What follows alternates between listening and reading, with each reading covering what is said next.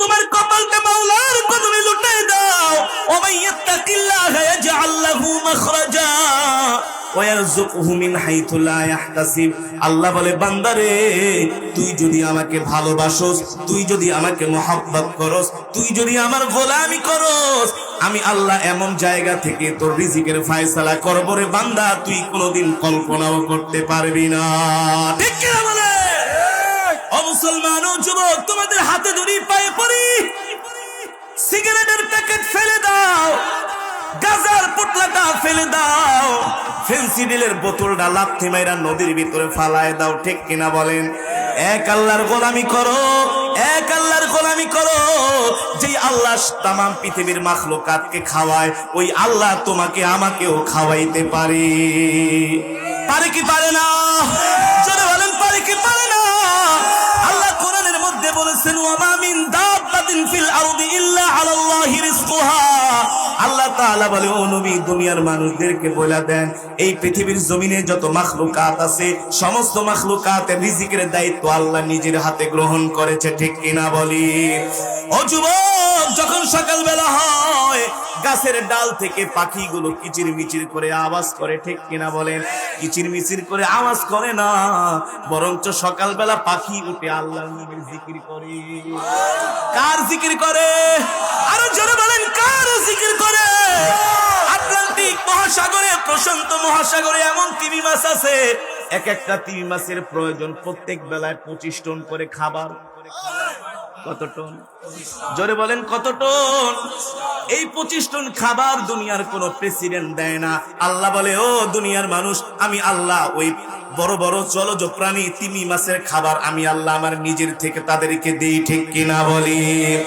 এ কারণে যুবক, তুমি যদি আল্লাহ তাআলার গোলামি করো, 5 ওয়াক্ত নামাজ জামাতের সাথে পড়ো, কোন নাফরমানি যদি না করো, গুনাহ যদি না করো, যুবক, তুমি যদি 10,000 টাকার বেতনে চাকরি করো, ওই 10,000 টাকার বেতনের চাকরি 1 লাখ টাকার সমান আল্লাহ বরকত দিবে। ঠিক কিনা বলেন?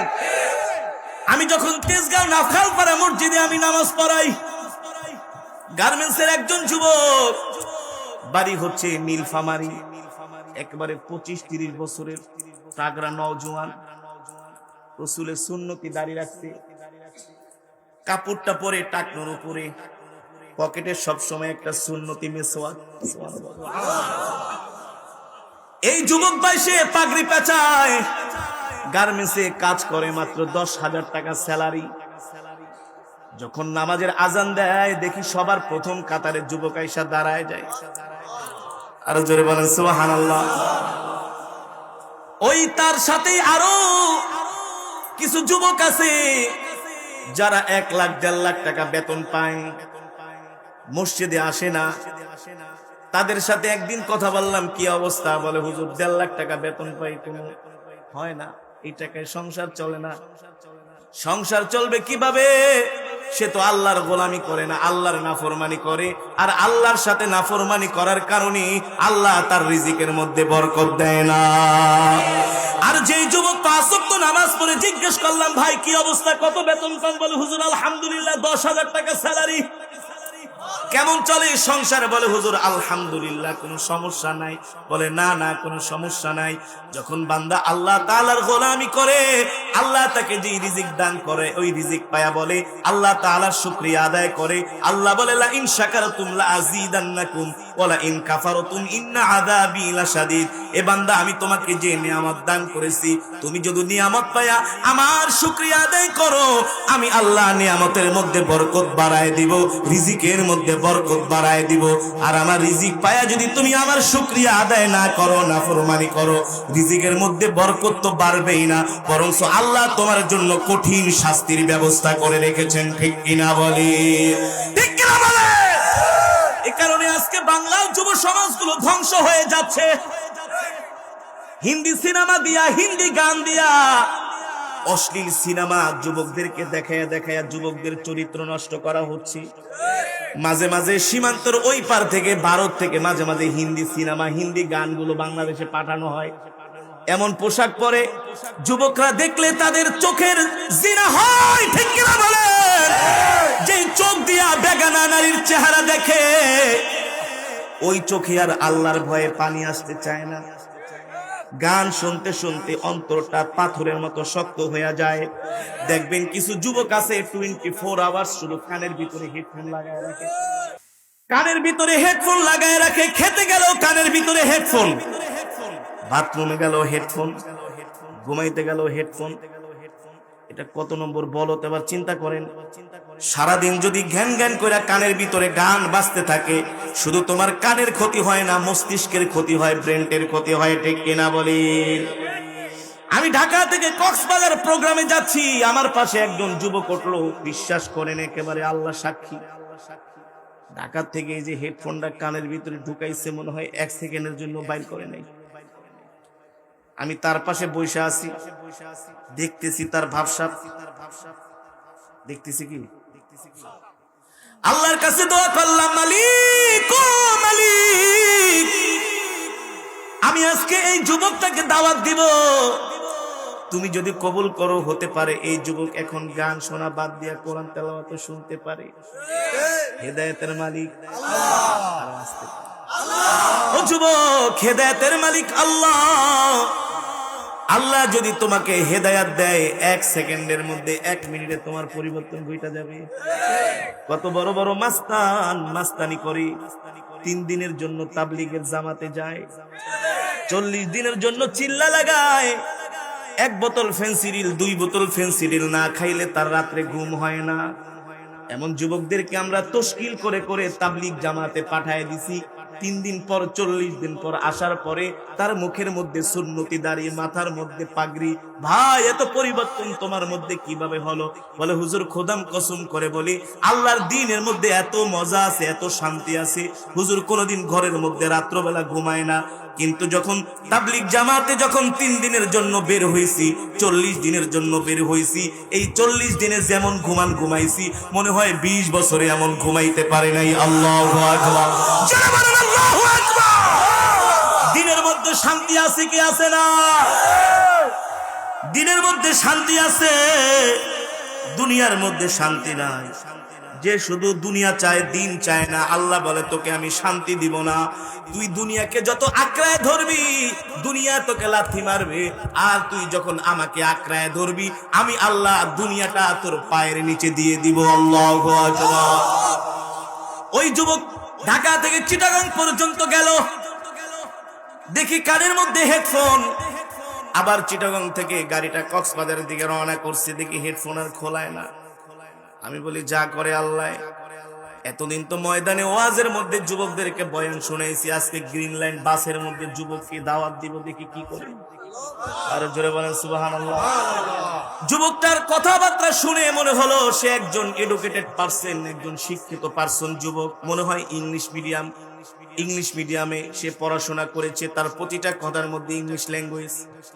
আমার আর বুঝতে বাকি রইল না, এই যুবকটা অনেক বড় একজন শিক্ষিত যুবক।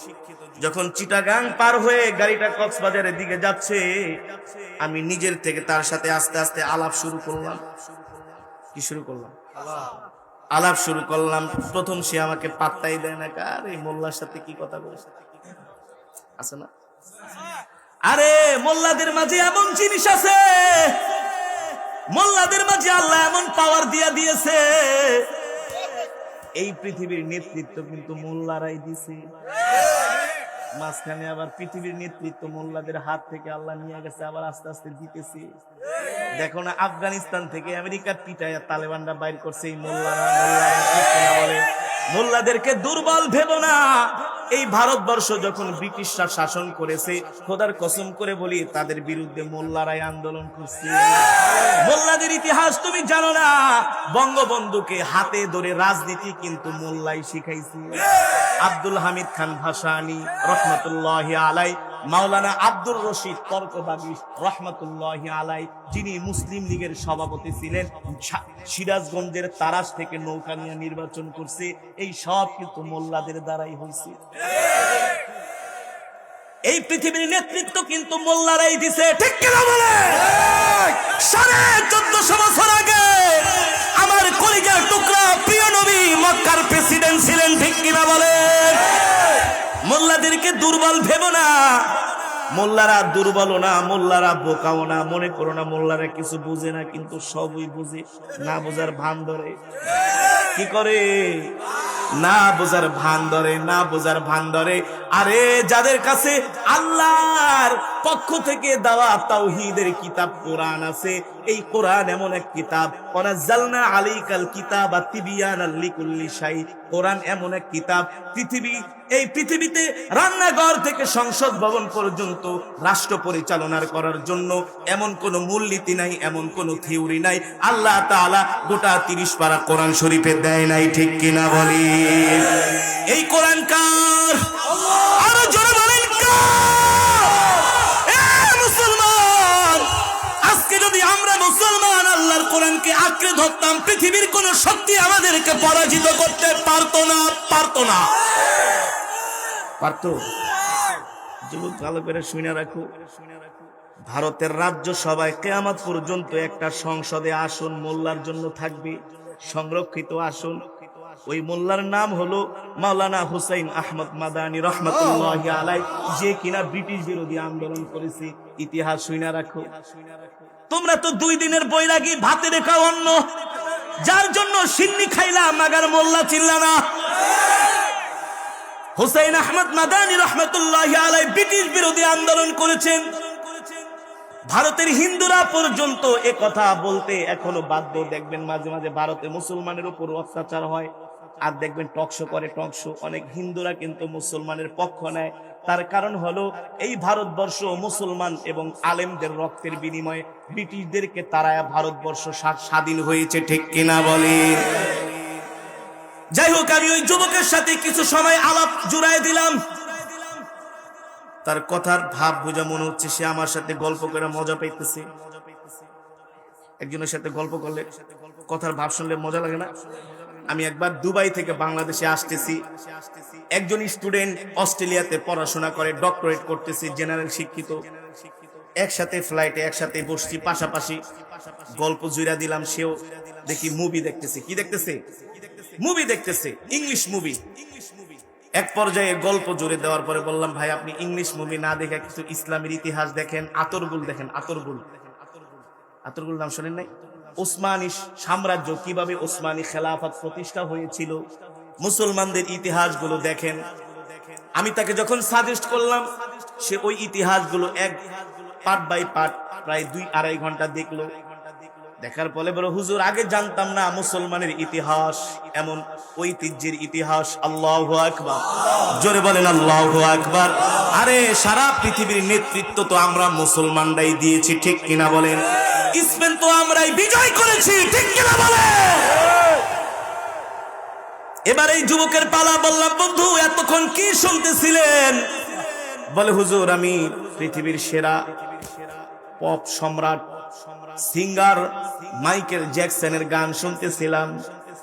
আমি বলে, বন্ধু আপনি এতক্ষণ পর্যন্ত গান শুনতেছিলেন, গান শোনার অপকারিতা সম্পর্কে আপনার জানা আছে নাকি? বলে, না, গান শুনলে তো আমার ভালোই লাগে, আমি খুব ফিলিংস পাই। আমি বললাম, ও যুবক, তুমি যদি গান শোনো, গান শুনতে শুনতে তোমার অন্তরটা পাথরের মতো শক্ত হয়ে যায়। আর তুমি ওই যে বেগানা মহিলার দিকে তাকাও, বেগানা মহিলার দিকে তাকাইতে তাকাইতে তোমার নজর নষ্ট হয়ে যায়, তোমার চোখ দিয়া তখন আর আল্লাহর ভয়ে পানি আসে না। আমি বললাম, দোস্ত তুমি তো গান শোনো, আমি যদি তোমাকে একটু কোরআন তেলাওয়াত শোনার জন্য সাজেস্ট করি, তুমি কোরআন তেলাওয়াত শুনবা কিনা? আমি সাথে সাথে আমার একটা তেলাওয়াত ইউটিউব থেকে বের করে বললাম, তুমি তেলাওয়াতটা শোনো। সূরাতুর রহমানের তেলাওয়াত আমি তাকে ছেড়ে দিলাম। সে এবার হেডফোনে লাগায়া লাগায়া সূরাতুর রহমানের তেলাওয়াত শুনতেছি। আল্লাহু আকবার। সাথে ইংলিশ আর বাংলা, সাথে ইংলিশ বাংলা আর আরবি। আল্লাহ কোরআনের মধ্যে বলছেন, ফাবি আইয়ি আলাই রাব্বিকুমা তুকাদ্দিবান, ঠিক কিনা বলেন? আল্লাহ বলে, বান্দারে তোকে আমি কত নিয়ামত দান করেছি, তুই কোন নিয়ামতকে আমার অস্বীকার করবি? এ বান্দা, আমার নিয়ামত অস্বীকার করার কোনো সুযোগ নাই। ওই যুবক সূরাতুর রহমানের তেলাওয়াত শুনতে লাগলো, আর আমি বললাম, মালিক, ও মালিক, তুমি তোমার এই গোলামকে হেদায়েত দিয়ে দাও। আল্লাহু আকবার। আল্লাহ, আমি সফর অবস্থায় আছি, ও মালিক তুমি কোরআনের খাদেমের দোয়া কবুল করো, কোরআনের পাখির দোয়া কবুল করো। আল্লাহ কোরআন তেলাওয়াত শুনতে শুনতে যুবকটার দিলের মধ্যে তুমি বুঝ দিয়া দাও, অন্তরের মধ্যে তোমার ভয় পয়দা করে দাও। এই যুবক 1 ঘন্টা না প্রায় 1.5 ঘন্টা পর্যন্ত সূরাতুর রহমানের তেলাওয়াত শুনলো।